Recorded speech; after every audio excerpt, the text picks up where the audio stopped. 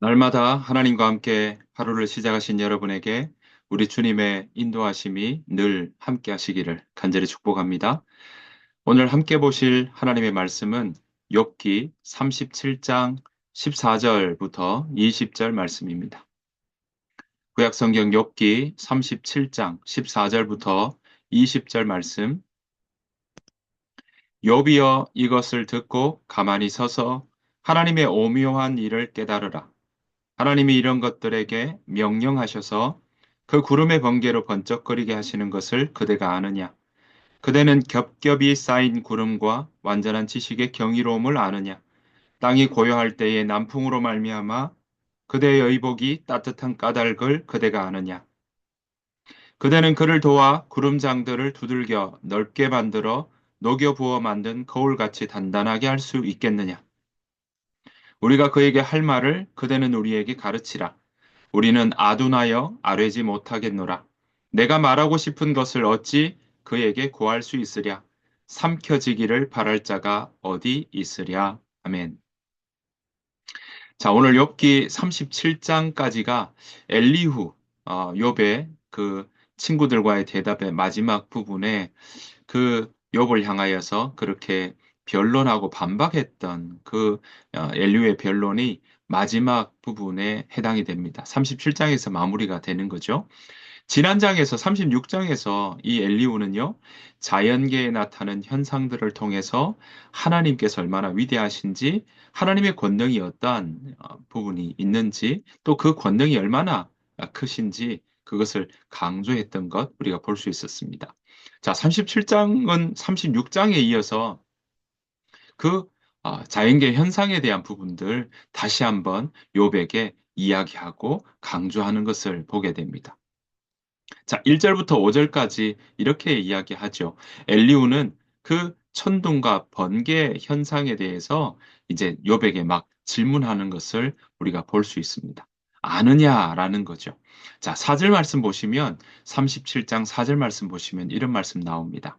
그 후에 음성을 발하시며 그의 위엄찬 소리로 천둥을 치시며 그 음성이 들릴 때에 번개를 멈추게 아니하시느니라. 그러니까 하나님의 존귀와 영광이 그렇게 위엄찬 소리로 천둥 내리고 금성 들릴 때 번개가 친다. 그러니까 천둥은 사람의 청각에 그리고 번개는 사람의 시각에 아, 자극을 줘서 인간으로 하여금 자연계 그 자연 안에 운행하시는 그 하나님이 얼마나 크신지 또 운행하시는 하나님을 깨닫도록 그렇게 이야기하고 있는 것입니다. 엘리후는요, 그런 천둥과 번개 이야기와 이어서 눈과 비, 그리고 바람, 그런 현상들 어떻게 이제 그 욥에게 이야기하면서 이런 모든 눈과 비, 바람의 현상도 하나님의 손안에 있다. 하나님의 주관하에 그것 모두가 운행한다. 이런 말씀들을 하고 있습니다. 특히 7절 말씀 보십시오. 37장 7절 말씀 보시면요. 그가 모든 사람의 손에 표를 주시어 모든 사람이 그가 지으신 것을 알게 하려 하심이라. 세 번역으로 다르게 표현하면요. 세 번역이 이렇게 나옵니다. 눈이나 비가 내리면 사람들은 하던 일을 멈추고 하나님이 하시는 일을 봅니다. 그렇죠. 요즘에도 우리가 살아가는 동안에 너무 많은 폭우가 온다든지 또는 많은 폭설이 오거나 생각지 못한 그렇게 무거운 비가, 무거운 눈이 오게 되면 일하던 일들도 멈추게 되고 또 도로도 서행하게 되고 때로는 막히기도 하죠. 그런 말씀들을 이야기하면서 그렇게 눈과 비를 주관하시는 분이 하나님이시다. 그래서 하나님이 하시는 일, 그것을 볼 수밖에 없고 사람들은 그렇게 하나님이 하시는 일 앞에 멈추어서 하나님의 그 역사를, 손길을 보게 된다라고 이야기하고 있는 것입니다.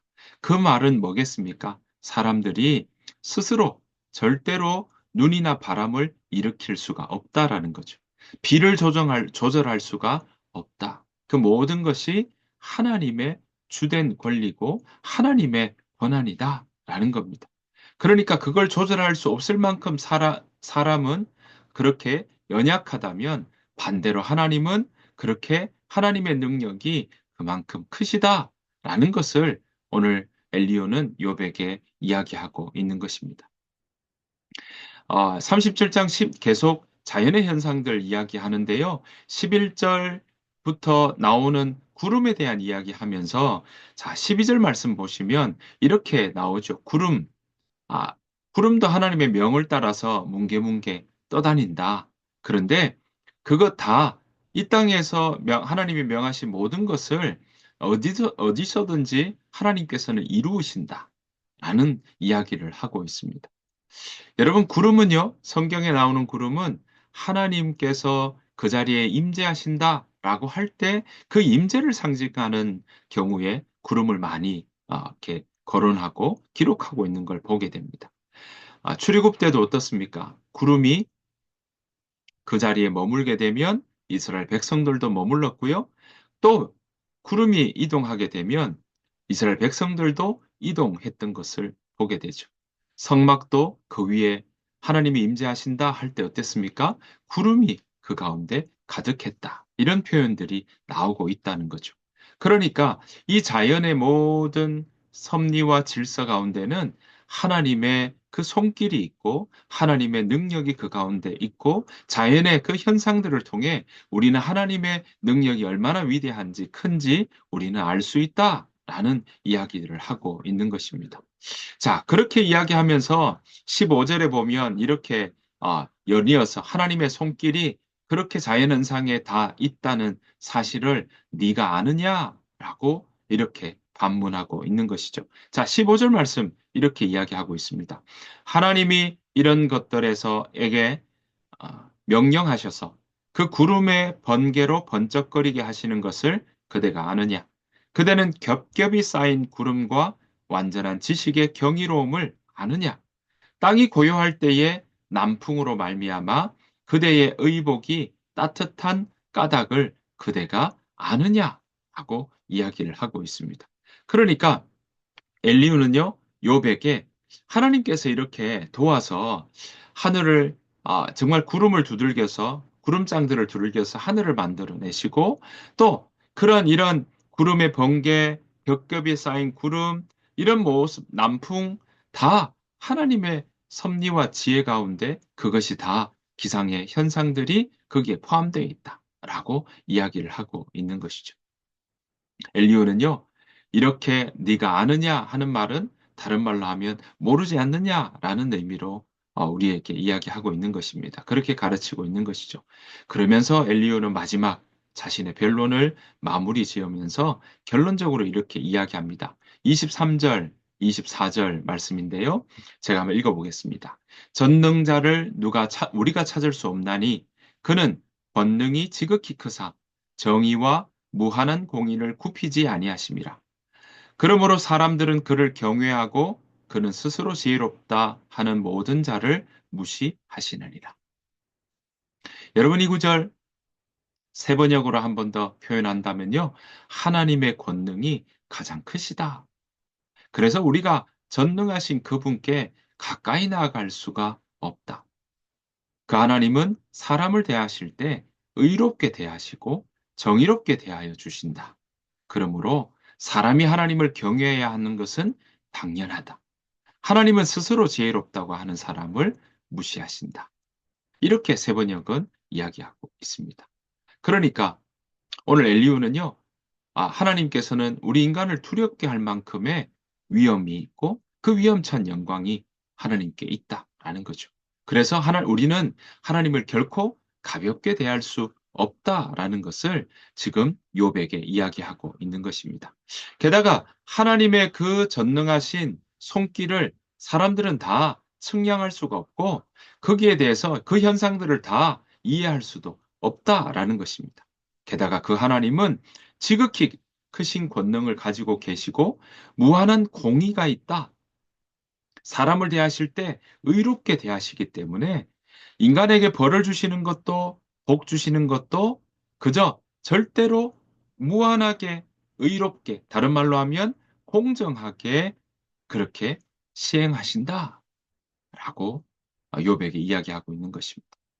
이런 이유로 인해서 엘리후는요, 욥에게 그러니 네가 지금 고난을 당하는 일들은 하나님께서 너에게 공의롭게 공정하게 대한 것이다. 그러니 교만 때문에 하나님의 심판을 자초하지 말고 하나님을 겸손히 받아들이고 하나님을 경외하며 그 뜻을 받아들여서 하나님의 보호와 돌보심을 그렇게 받는 삶 살아가시라. 이렇게 권면하고 있는 것이죠. 여러분, 우리도 노을이 질 때나 정말 너무 아름다운 풍광을 보게 되면, 경치를 보게 되면 정말 그냥 감탄사밖에 나오지 않을 때가 있지 않습니까? 말로 설명할 수 없는 만큼의 그렇게 좋은 자연의 경치를 우리가 볼 때가 있습니다. 그 풍광에 압도당할 때가 있다는 거죠.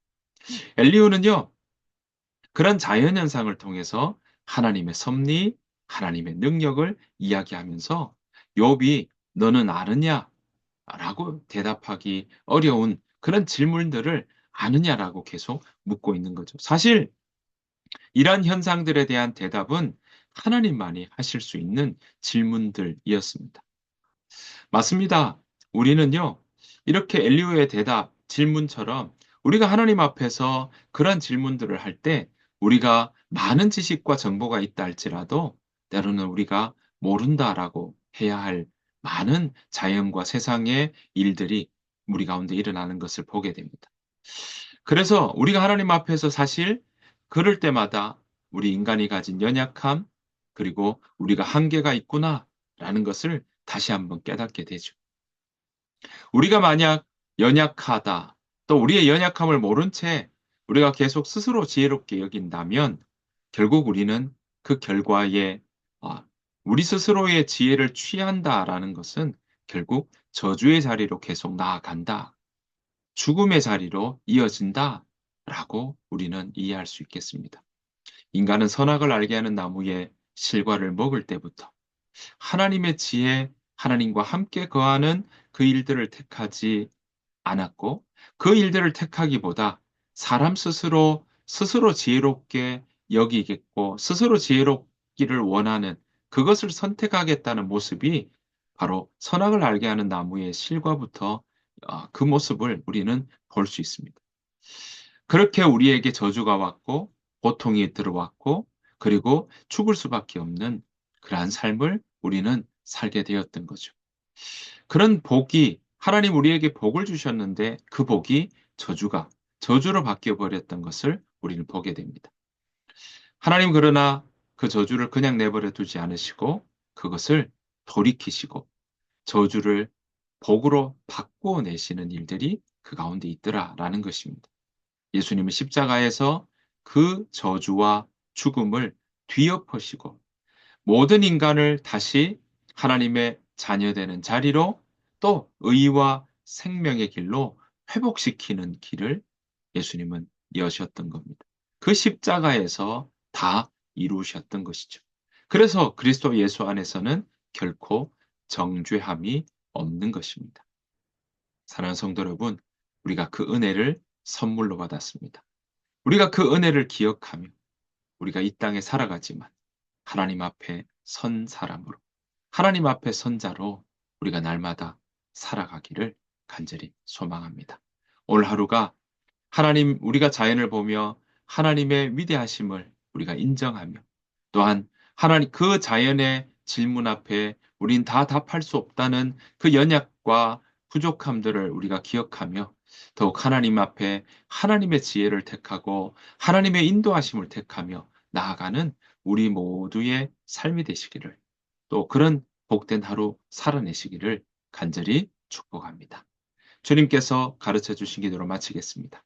하늘에 계신 우리 아버지여, 이름이 거룩히 여김을 받으시오며, 나라가 임하옵시오며, 뜻이 하늘에서 이루어진 것 같이 땅에서도 이루어지이다. 오늘 우리에게 일용할 양식을 주시옵고, 우리가 우리에게 죄 지은 자를 사해 준 것 같이 우리 죄를 사하여 주시옵고, 우리를 시험에 들게 하지 마시옵고, 다만 악에서 구하시옵소서. 나라와 군세와 영광이 아버지께 영원히 싸움나이다. 아멘. 오늘 함께 나눈 주의 말씀을 우리가 기억하면서 우리 함께 이 시간 기도하며 나가길 원합니다. 하나님, 우리가 자연 안에 살아갑니다. 우리도 하나님께서 빚어놓으신 자연의 질서 속에 살아갑니다.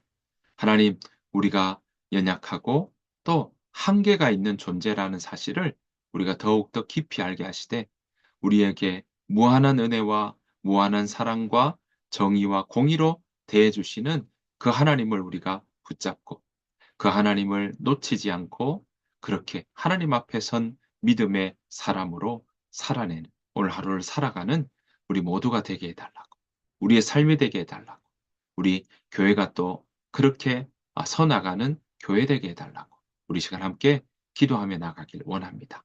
함께 우리가 온 마음을 담아 함께 기도하도록 하겠습니다. 다 같이 기도하겠습니다.